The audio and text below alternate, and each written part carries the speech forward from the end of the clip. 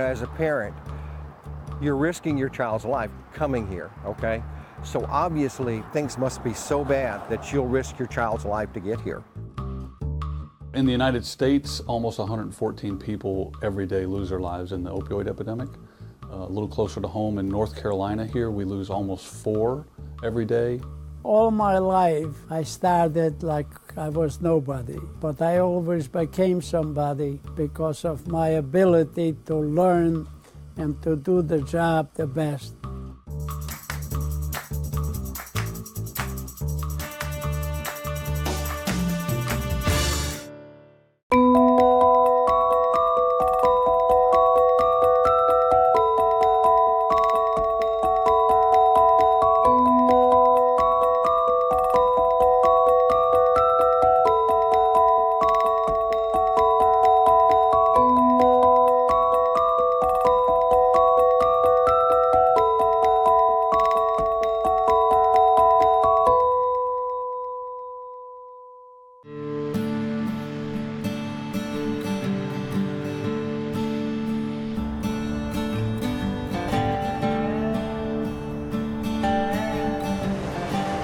I started my civilian law enforcement career in Rocky Mount, North Carolina 20 years ago.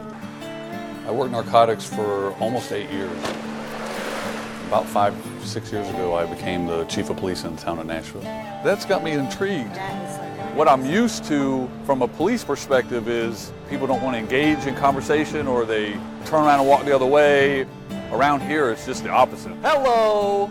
People say hi and they want to know how your day is. Not a problem. Yes, sir. Small towns have that charm that I really think help a lot. Thank you very much. Thank you. Have a good one. The opioid epidemic here in Nash County has hit us pretty hard. It's swept in here pretty rapidly and it has affected a lot of people. Nashville is not a hub for distribution of heroin, but we have users here, obviously. In the United States, almost 114 people every day lose their lives in the opioid epidemic. A little closer to home in North Carolina here, we lose almost 4 every day. And then in Nash County, we've lost a number of individuals.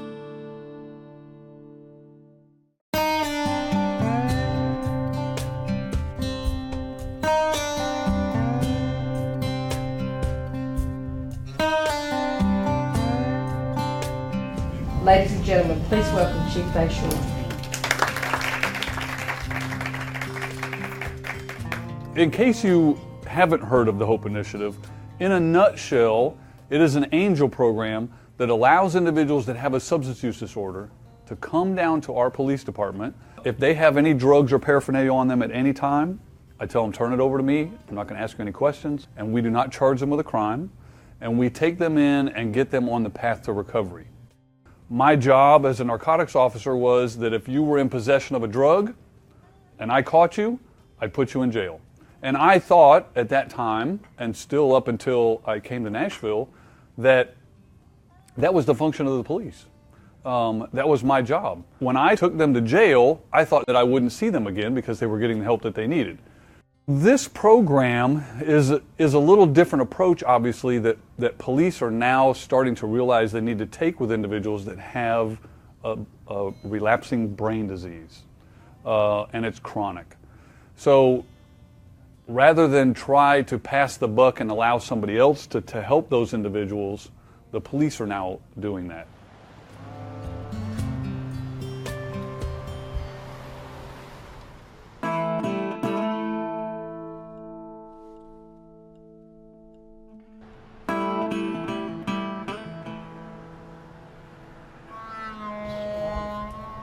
Thank you, Lord, for those 300 and some who have come through the HOPE Initiative in the last 24 months.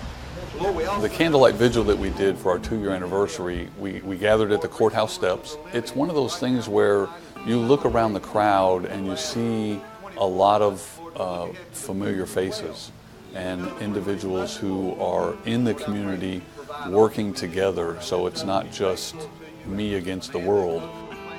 There's a lot of community members that have felt this epidemic touch their lives in some form or fashion.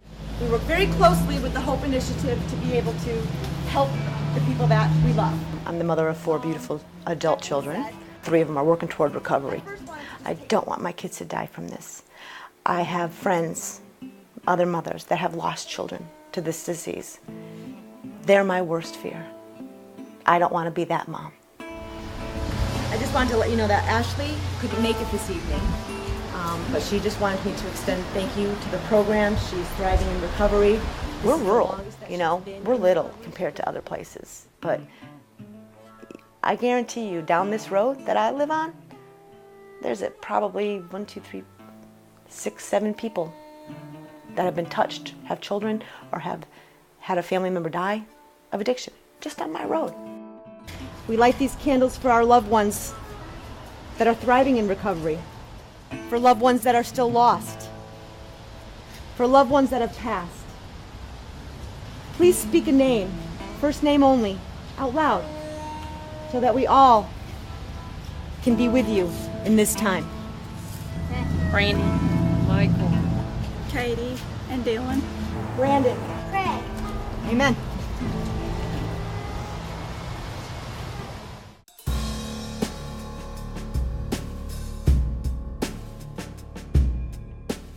What led you here today? I'm just tired of life. I'm ready to start over. Christina came into the Nashville Police Department with her mother one afternoon, and she was obviously needing detox. My biggest fear is getting the phone call that she's OD'd, that I'll be making arrangements for her funeral. That's my biggest fear. When an individual that has a substance use disorder wants to seek help, many times it's a very confusing process to get that help. They come into the Nashville Police Department at any time, 7 days a week, 24 hours a day, and ask for our assistance. And so what we do is a short intake with them to determine what their drug of choice is, to find out a little bit about the history of their use, and then we take them to the hospital. So tell me what drugs you're using. Mostly Roxy's. Starting in January, got real bad, using heroin and coke and some meth. It's a very hands-on, person-centered approach to things. It would be easy just to drop them off at the hospital and say, there's the door, go inside and someone will help you. What do you know about this program? I don't really know a lot. Mom told me some. It's a voluntary program when individuals come through the HOPE initiative, and so we let them know right up front that we're not holding them against their will. It really is up to them to see the process through, but we'll be there to help them as they go through that process. What we're going to be discussing with you is what you want to do after detox. Long-term treatment, residential treatment is one aspect that we recommend. Absolutely. And so, I don't know, I'll ask you this question, how long are you willing to go for? As long as I need to. Okay. Brain science says that it takes a minimum of 90 to 120 days, 3 to 4 months, for your brain to start to function the way it did pre-use. Right. You're not going to be able to do it in 30 days. In order for you to get to a point in your life where you're in a good long-term sustained recovery of 80+% being successful, it takes 5 years. So this is going to be something you're going to struggle with for a while, but every day is going to get better for you, okay? And all the things that you have lost will come back, okay?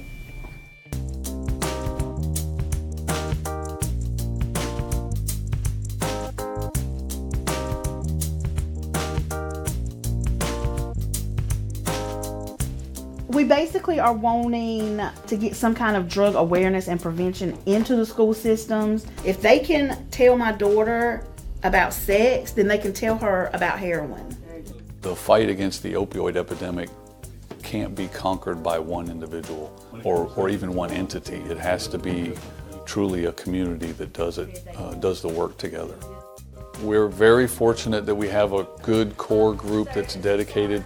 In a moment's notice, they'll come and assist with individuals. They'll help provide transportation to treatment facilities. They will set up information booths at different events. Are they in recovery now, or are they still struggling? They do a very good job in those meetings in planning, fundraisers. This one ticket is valued at $25. Events, getting people involved. You're going to start getting lime green. They're very passionate. If I call them up and say we need something, they're the first ones there.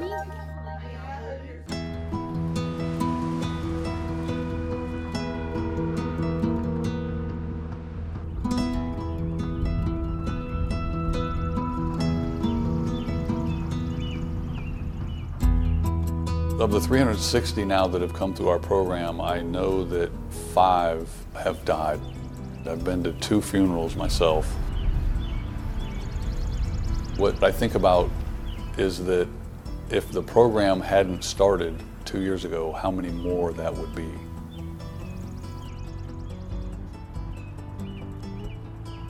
Hunter was one of the first ones, and I got to know him fairly well over the course of the time that he was in the program.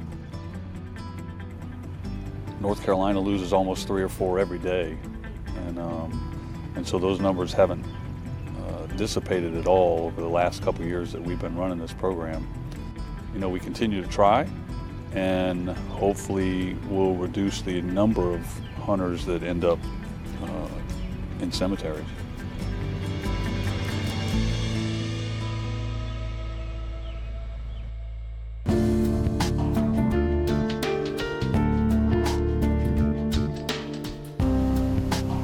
Hello, Nashville Police Department. Hey, how are you? We get them checked into the ED, into a room. They get a behavioral health assessment done, and then if they meet criteria, they go into a detox facility. Did you spray your hands? We've had individuals come through our program. We've sent them to detox. They decided at that point they didn't want to follow through with their recovery. They returned to the streets, returned to using again, returned to a life of crime. So Mom's here.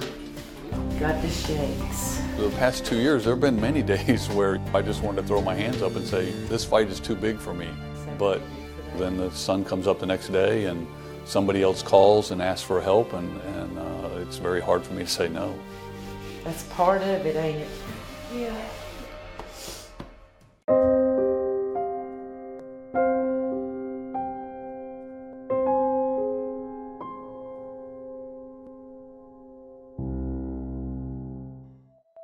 I knew that the kids were being taken away and housed somewhere, but to say it's in my own neighborhood, it just kind of set me back for a while.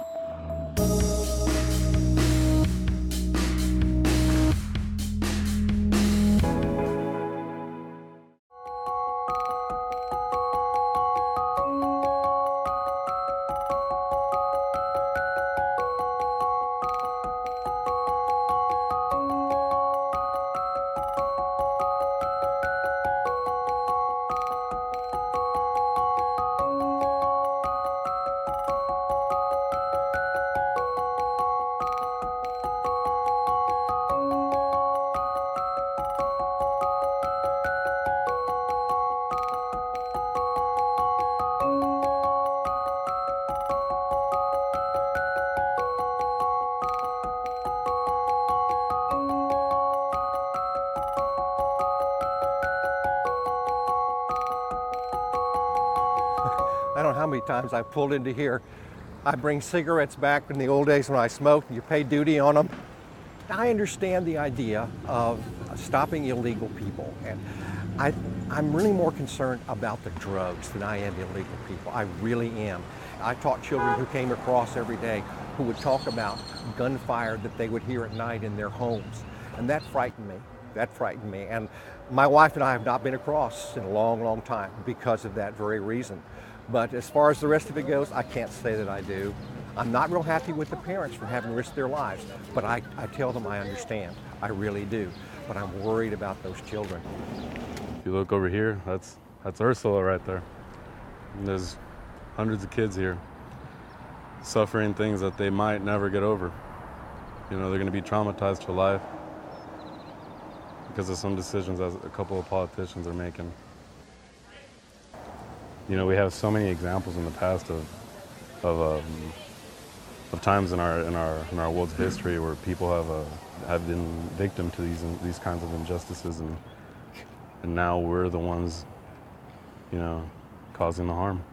You know, as a parent, you're risking your child's life coming here, okay? So obviously things must be so bad that you'll risk your child's life to get here. And I understand that. I'm a parent, and I'm also a grandfather.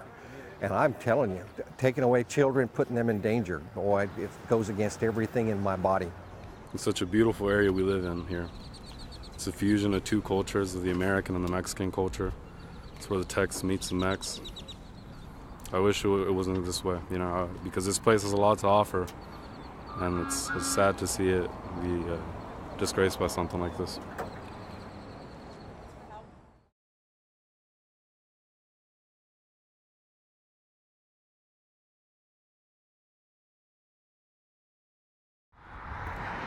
I was shocked to hear that when the kids were being shipped here in Bristow, it kind of made it real, to me, very close and very personal, to the fact that it brought it to life more than anything. I mean, I knew that the kids were being taken away and housed somewhere, but to say it's in my own neighborhood, it just kind of set me back for a while. Youth for Tomorrow is approximately 2.5 miles from the house. Drive by it often when I go out to the grocery stores. I do believe that the Youth for Tomorrow is a place that they will get some help and guidance. But for me, I mean, it bothers me, but you just have to keep going. There's nothing that I know that I can do to stop it. I don't have a reaction really to them being in the neighborhood. Once the kids are separated, if it becomes a fact that they're separated from the parents and they wind up being here, then I guess this facility is as good as any. I do advocate things that prevent us getting to this situation, getting to the point where we have thousands of people at the border trying to get in. I think we have to respect the humanitarian needs that these people have, but we have to maintain our borders. We have to do that. I'm struggling a little bit here. I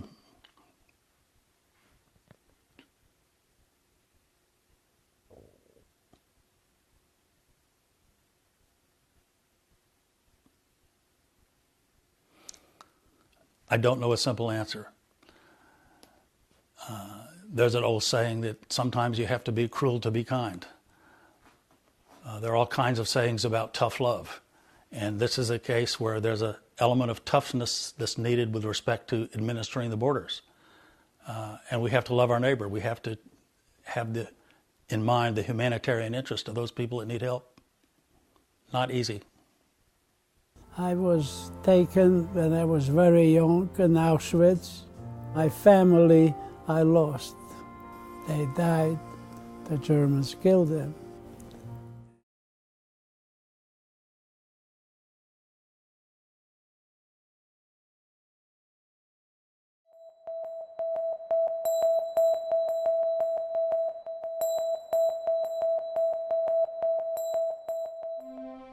To be a tailor takes you a long time to learn everything. When somebody comes to buy something, I know how to measure him, and I know when I fit him, he gets a perfect suit, because I know every step of the way how to measure a person. My name is Martin Greenfield, and I'm the tailor for all presidents. I was born in the Carpathian Mountains in Czechoslovakia. I was taken when I was very young in Auschwitz. My family I lost. They died. The Germans killed them. It wasn't an easy trip for me. They gave me different kind of jobs, but I always tried to do my job so I could survive, because my father always said, think about surviving. First time I had a lot of trouble, because in those days I was so young, I didn't know how to use the needle and thread. I eventually wound up with one shirt that I was able to save and I was able to wear. And that shirt I wore all through the concentration camp. I arrived in America in 1947. I started to work here as a boy, as a floor boy. I always learned the trade, so they promoted me till I became in charge of the place. We made suits for many, many people, many famous people, and presidents I dressed. President Clinton, President Obama came to see me, and he came on a Saturday. I had to spend the whole day with him. I could sit here the rest of the day to tell you how many people we made suits for. In order to create a business, you have to learn how to do things right and to teach your sons to do the same thing, and they are better than me. My two sons, Jay and Todd. Because of them, I'm still here working. Otherwise, why would I be here? I honor the people because without the people, I'm nobody. I have employees that come from every country that you could mention. I don't care if we have them black, white, and this. I don't see no color in people. All my life, I started like I was nobody. But I always became somebody because of my ability to learn, and to do the job the best. I never thought about the success. I'm always happy every day that I have still health to come in to work here.